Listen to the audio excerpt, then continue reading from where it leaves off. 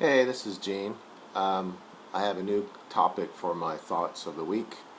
Didn't expect to have one, but just stopped watching. Just stopped.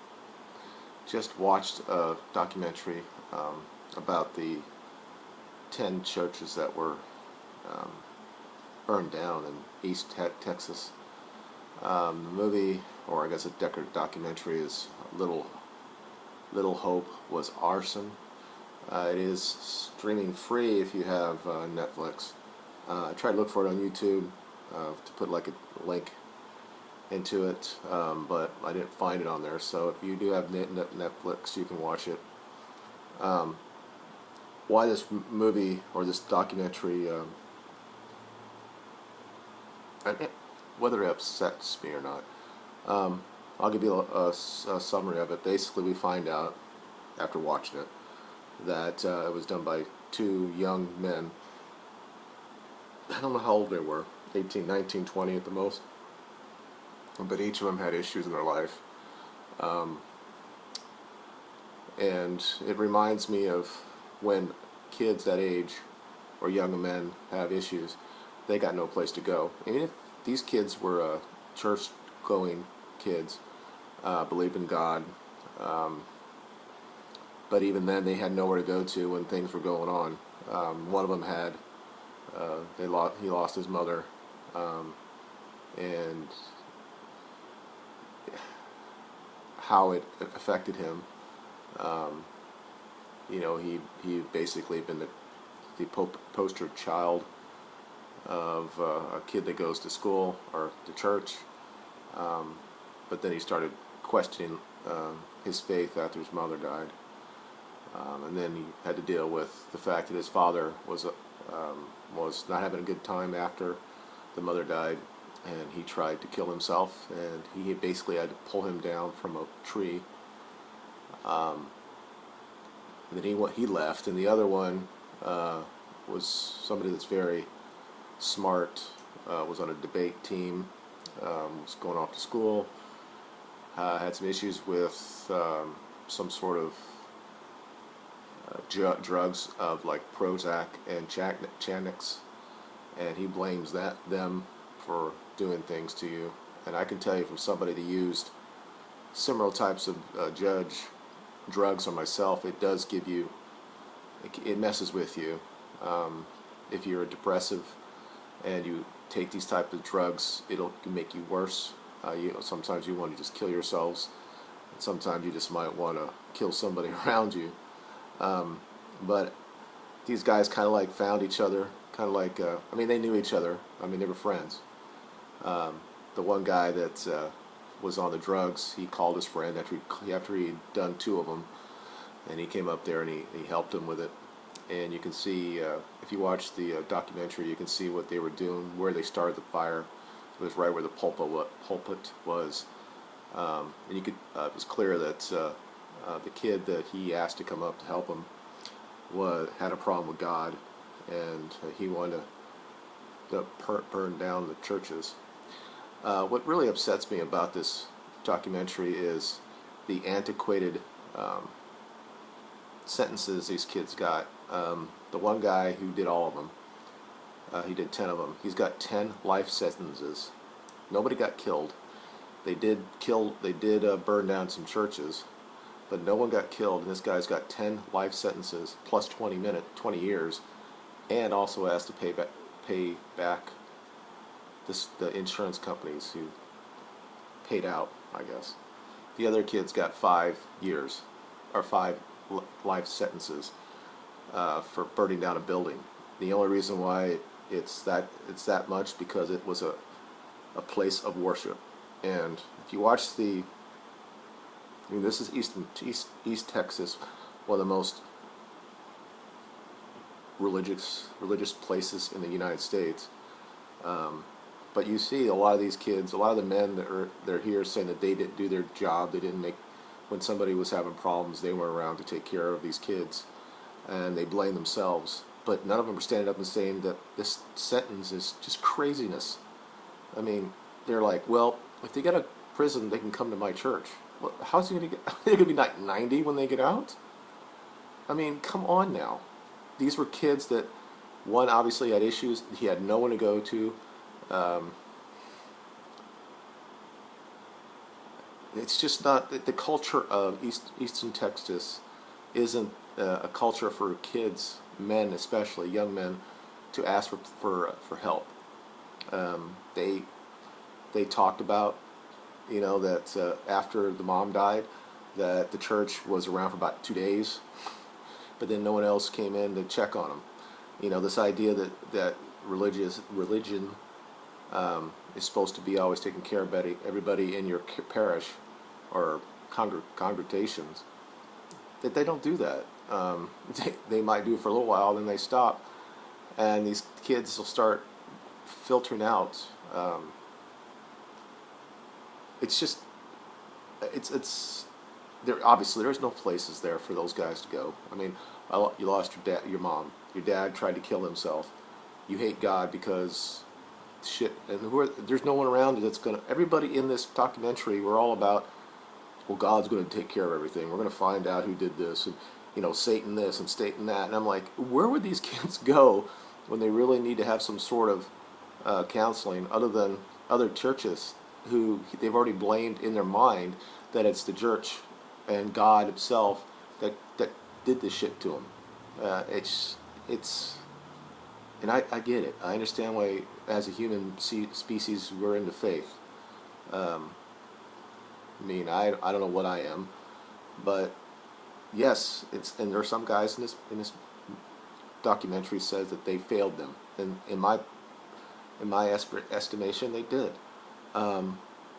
It really, I'm not, obviously what they did was wrong, but for them to go to basically be in life for the rest of their life, they didn't kill anybody. They went there when no one was there, and they they burned it down. Now, obviously, the firemen could have went over there to fix it, and they might have died or something like that. And it's a bad thing. But the idea that we say that a house of worship is more important than any other house that gets burned down,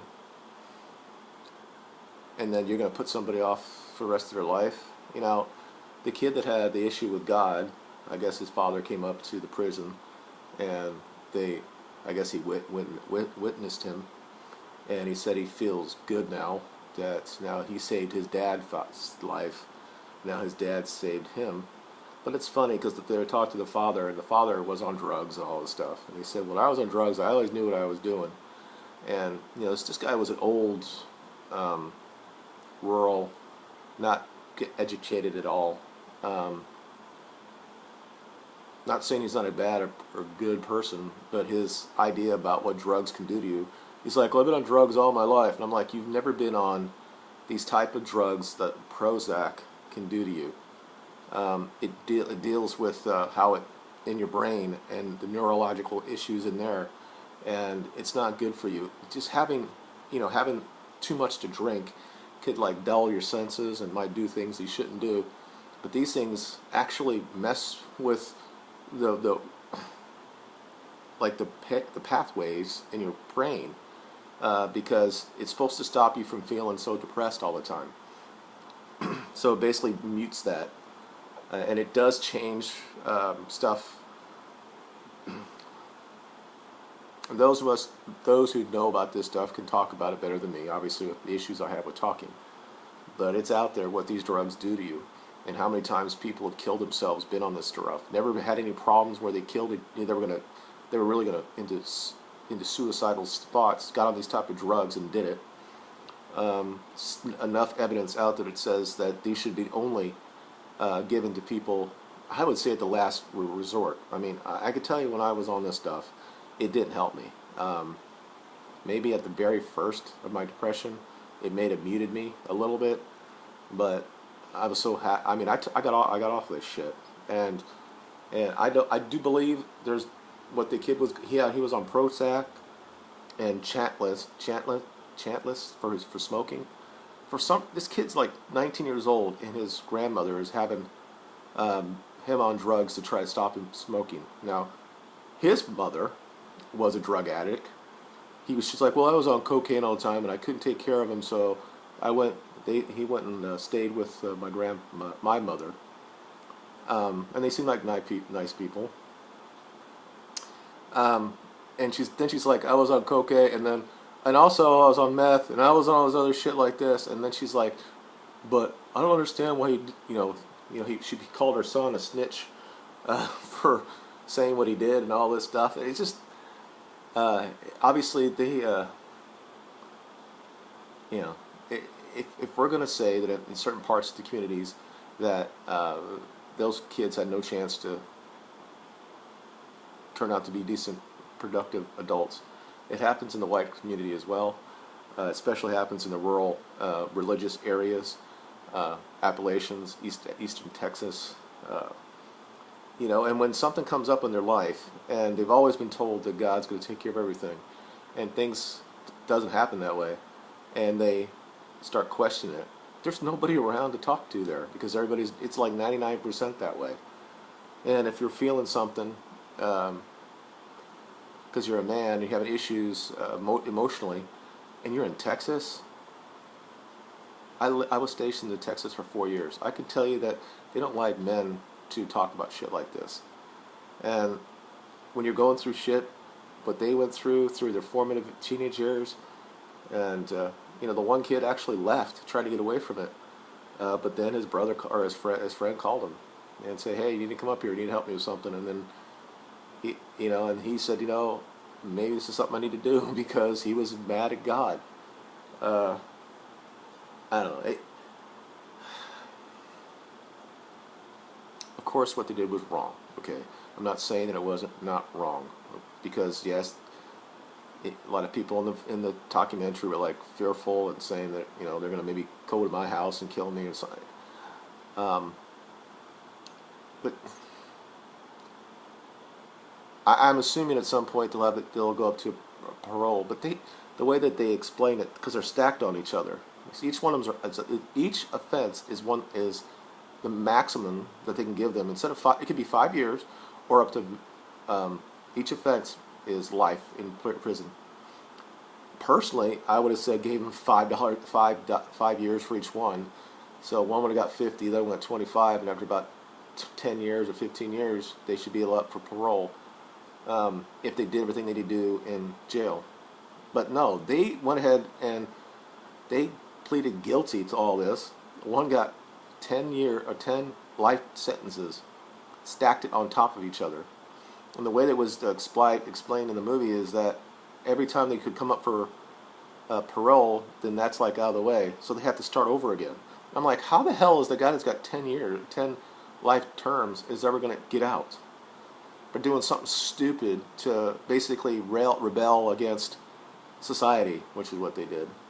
The guys that did this stuff in the 60s, like the weatherman and shit, how many of them are in prison? And they kill people. I mean, anyway, obviously, if you guys had anything more, I mean, all I saw is this movie, this documentary thing. I didn't really knew anything about it.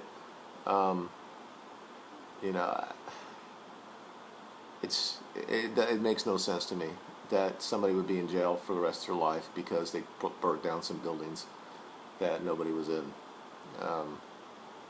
Should they be punished? Of course. Should they pay for restitution? I don't know how they're going to do that. They're not educated. I don't know how they're going to get $5 million, but I don't know.